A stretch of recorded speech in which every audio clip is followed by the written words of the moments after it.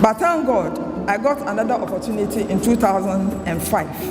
And in that year, I met Reverend Father Kofi, now Bishop of Secondary Takoradi, who gave me a spiritually filled tour. There were countless times that I attributed being alive in the course of duty to my faith. Permit me to tell you one more story to illustrate what I mean when I say attribute my being alive to my faith in the course of my duty. On 14th February 2005, a group of 25 ladies, including myself, from Ghana Battalion 61, was saved from disaster when I had to cut our recreational trip to Beirut short by just 4 hours. I had already arranged for a parish priest to celebrate Mass with us, and I doubled as the catechist, the sacristan, and the band server. So in my absence, things were just going to be bazaar, to say the least. So I cut our trip short by 4 hours. I needed to reach our battalion headquarters because of the parish priest was having evening Mass with us on that day. We were not too happy that we had to leave ahead of the scheduled time. Now to the heart of my story. God is good, oh. God is good. And all the time. 2 hours after we left Beirut, our lodging near St. George Hotel was completely blown up by a bomb. That explosion resulted in the death of Prime Minister Rafik Hariri, his entourage, 21 others, and many more were wounded. Our hotel was completely destroyed. We were leaving to just go and have Mass, so we had to cut our stay short. Just 2 hours when we left the hotel, we had not even reached the south where our battalion was, and the news was on the air. My battalion headquarters was sent into mourning because that is where they knew we were staying. They were watching on TV. After 2 hours, we were singing in our bus. We didn't know what has happened behind us, and then we arrived at the headquarters. God is good. 3 professional values that benefited my faith life are punctuality, a sense of devotion to duty, and living one's life in service. You know that time. You know what time means for the military personnel. I didn't see why I would go on parade, meeting, or office on time, and yet be late when it comes to Mass or church activities. My husband is also a retired major. Attending church functions on time has become very much of our family tradition.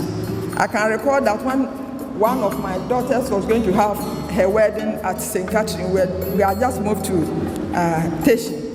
My husband did a trip Saturday morning, 3 times rehearsal, so that we will not be late for the wedding. So in the house, mother soldier, father soldier, you can imagine how they replace the children. The military also instilled in me devotion to duty and being your brother's keeper. At training, your team is as strong as your weakest link. Success, trophies, as well as defeats are communal. You can't say I succeeded while the other members of the team are in trouble. It is very evident in the structure of our training that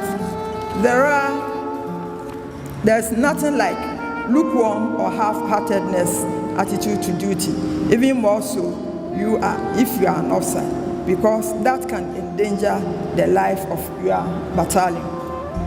I can say my devotion to my society, the Christian Mothers Association in my parish and the Archdiocese, and my love for my ministry as an extraordinary minister of the Holy Communion, as well as marriage counselor, are born out of my professional values.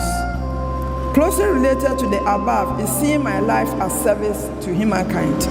I dare say no profession makes that clearer than the military. In all our operations, local and foreign, we are implicitly aware that each of our peacekeeping duties, border patrols, and internal operations could fast-track our journey towards heaven. So when you are leaving home and you are saying goodbye, it could be your last goodbye to your family. Because we know we could be ambushed or something terrible could happen, yet we go in hope and keep the bonds of friendship alive. That sense of living one's life in service for my country has meant a lot to me. I have also seen it as living my life in service to God. Whenever I have lived, I have made it my passion to be of service also to my church. From Michelle Camp through Bema Camp to Teshi, I've helped form the church and the youth. I did that out of service and love for God, and with the awareness that my life as a person is only meaningful when it is lived out of service to people I do not know. Because all the places we have gone for peace operations, we did it from a sense of duty, not because we knew them. In general, the most significant challenge I found in my field in bringing my faith to bear on my professional life is obeying inhumane command from superiors. You know, in the military, we are trained to carry out orders, and failure to take orders has its consequences, which can be detrimental to your upward mobility in your career. Sometimes the commands you are given goes against your conscience, yet you cannot challenge them. For example, how do you carry out the order to shave the hair of a suspect in custody when the person has not been found guilty of the crime?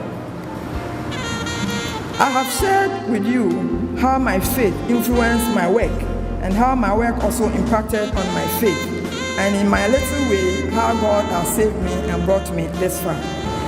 I try to be the salt of the earth. I know I did not lose my saltiness lest I am trampled underfoot.